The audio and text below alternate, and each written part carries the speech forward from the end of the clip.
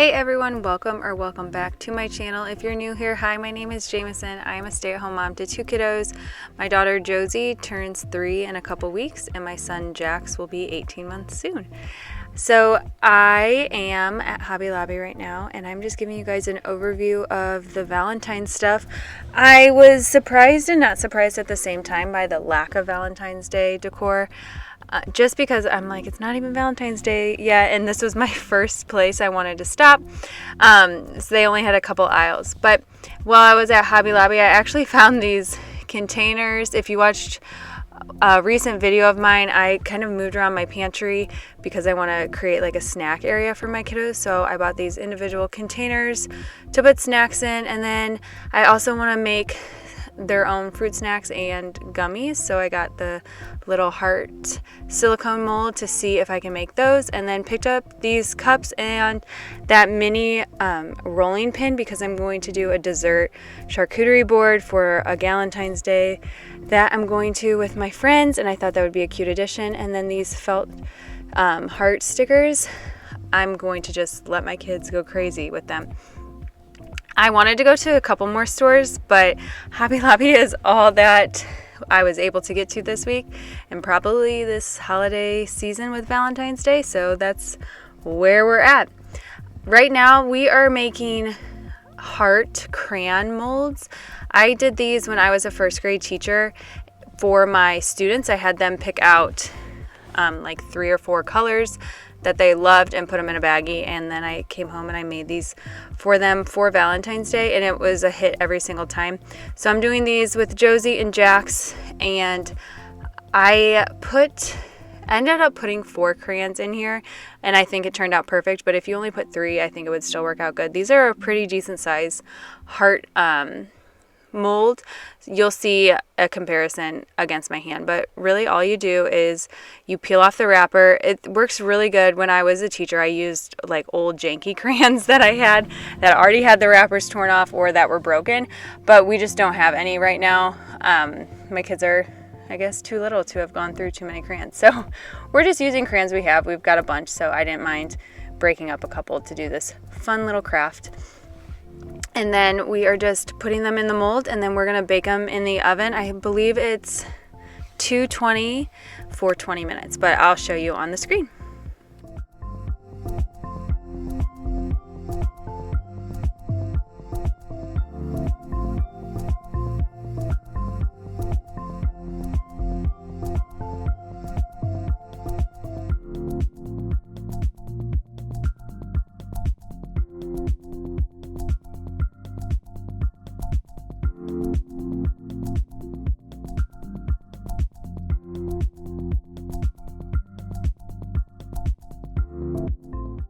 I love crafts like this that my kiddos can participate with me in, but that are also like low effort, low cost, low time, because, you know, we just are always looking for more time.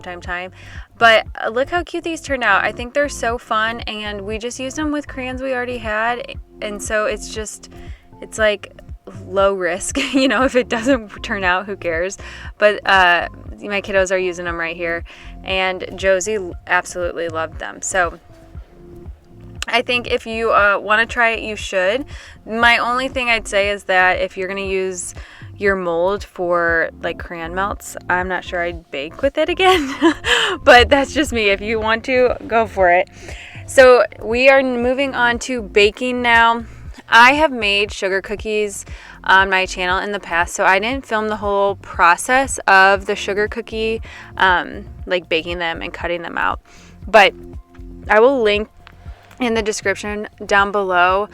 I found this video, and this lady, she doctors up the like Betty Crocker cutout sugar cookie bag, so your sugar cookies like taste homemade but with like a lower effort. And so if you want that like a homemade taste but still want to use the bag and make your life a little bit easier, this is such a good recipe. My husband can absolutely tell the difference between the two.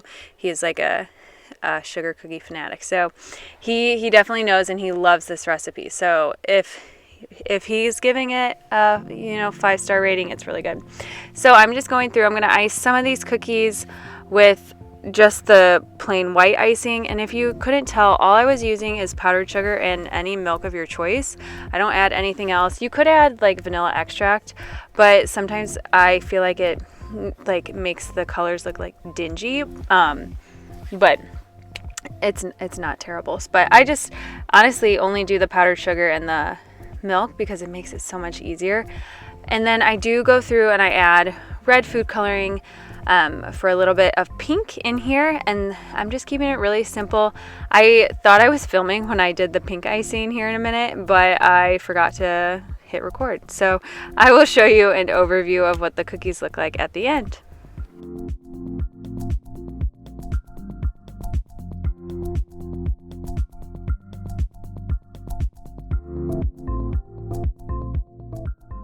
I made this trail mix for my kiddos and with my kiddos, and they absolutely loved it. 3 ingredients: mini marshmallows, Teddy Grahams, and M&Ms. I'm going to do a short on this and post it on my channel later this week. So if you're watching this on a day that this video did not come out, later after this video's come out, then that short's probably on my channel, so go ahead and check that out. And now my third thing I'm baking, if you can't tell, I love baking. Here's a tangent. I am trying to go like gluten-free, dairy-free, egg-free, just because I've found out that it has been inflaming my body. I'm very sensitive to those things. So no, none of these recipes are follow those guidelines, but I'm gonna try and get a little bit better. But I love baking, and so I have felt a little discouraged when I found out I was sensitive to those foods. So I am gonna try and start finding alternatives, but this is just super easy if you are not me trying to find those alternatives. It's just store-bought pie crust, and then I use a cookie cutter to cut it out, and we are making homemade Poptarts.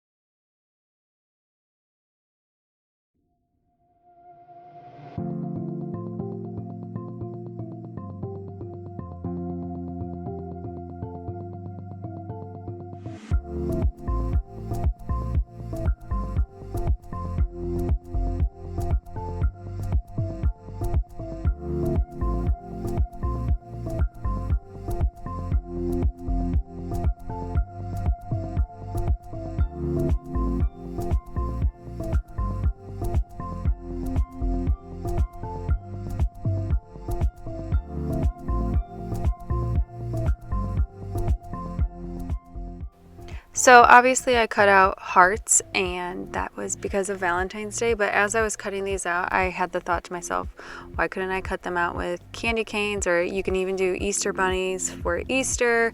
So this is, well, yes, this is a Valentine's Day treat. You can cater it to whatever your needs are or whatever holiday you're doing it for. And I think that they would turn out really cute. So I'm just poking each one of these mini pie crust with the fork 3 times. And now I'm gonna mix some like raspberry preserves. You could do strawberry, whatever kind you want. And then I am going to mix in some cornstarch with this just to thicken it up a little bit. The last time I made these, the like inside filling was pretty runny, so I added, I believe it was a full tablespoon, and I didn't measure out the preserves. I just kind of scooped it in there, and then mixed it all together. I think I could have used a little less cornstarch, but I didn't have any running like out of the middle of the Pop-Tart when I baked it, so I'm gonna take that as a win. So just place a little bit of the filling on half of the pie crust and then spread it out a little bit, but you want to leave a good amount of the edge open so that you can secure another pie crust over the top, and then kind of like press them together. I use a fork to make like a little indent around them, and it turns out super cute.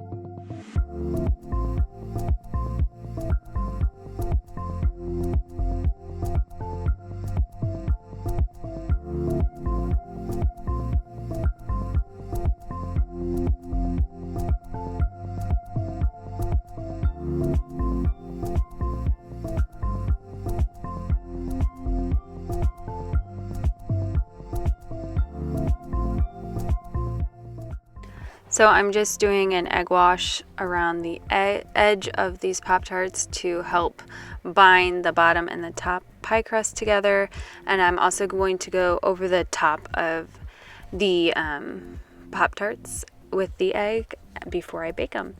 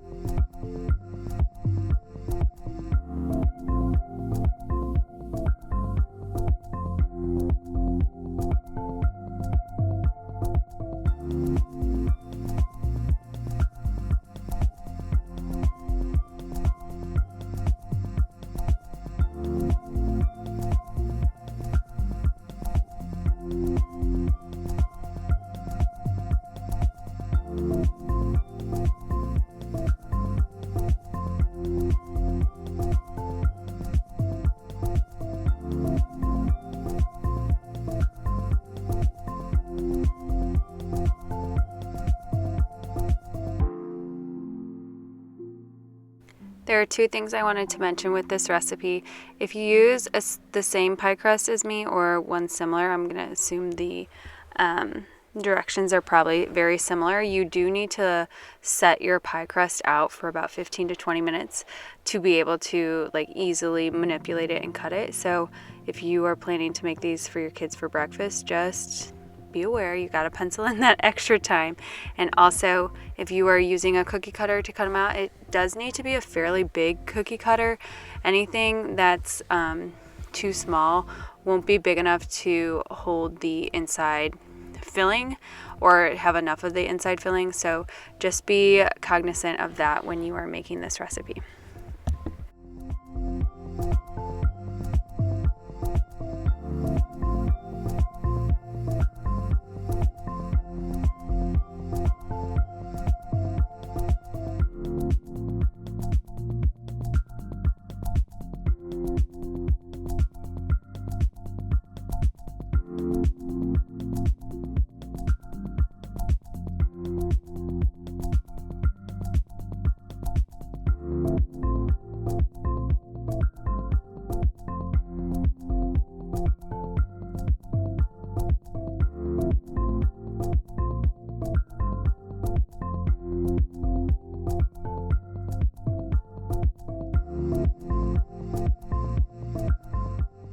Here comes the fun part, and the part that I think that you could easily do with kids.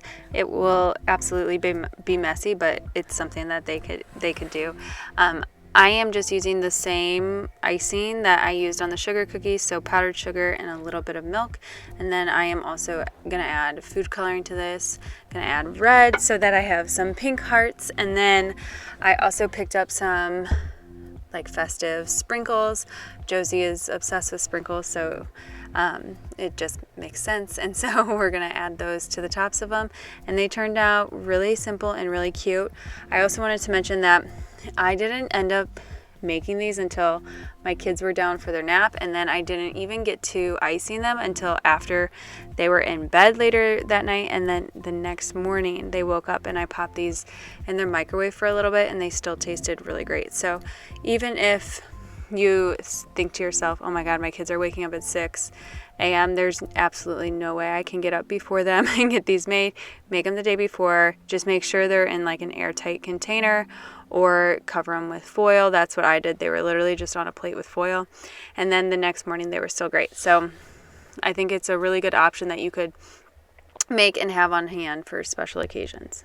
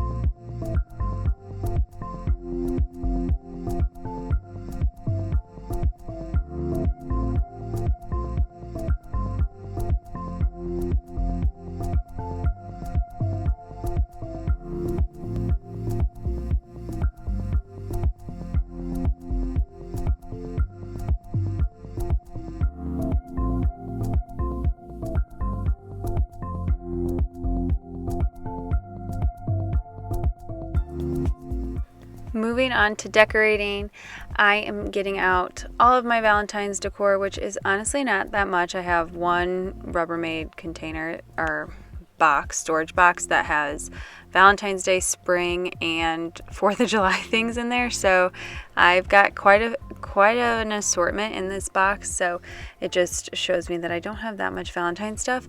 If you watched one of my recent videos, I mentioned how hard of a time I have decorating in January and February because I feel like I can't bring out like my yearly florals that I use.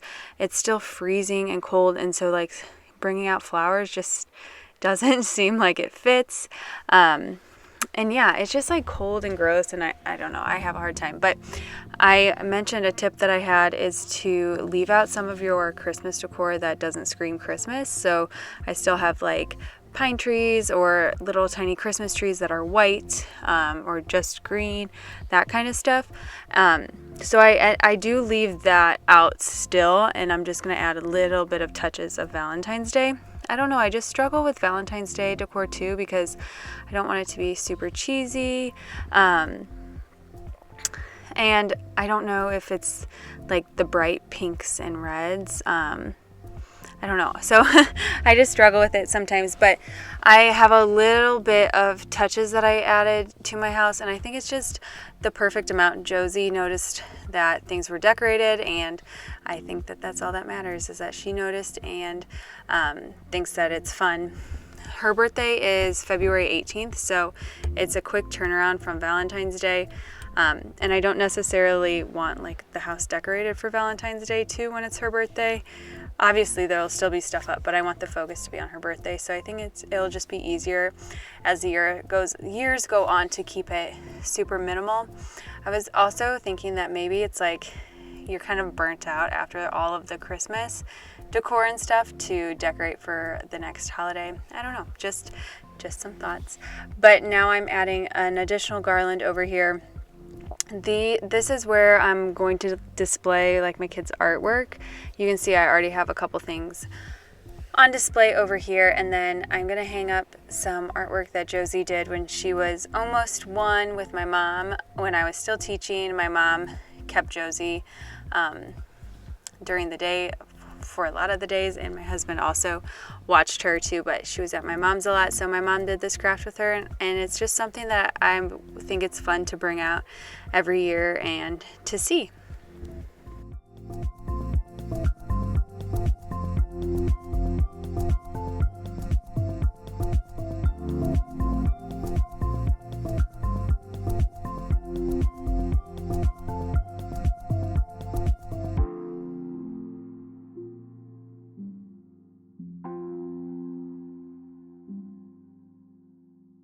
I'm still not wild about this centerpiece for my kitchen table.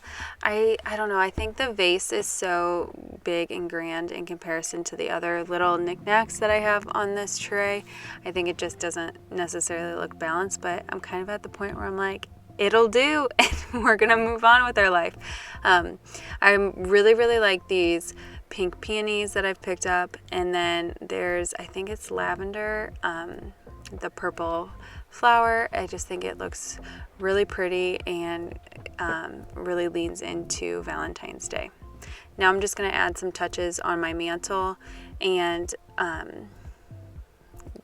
think that's about it. There's not too much Valentine's Day, but I think it's just enough touches.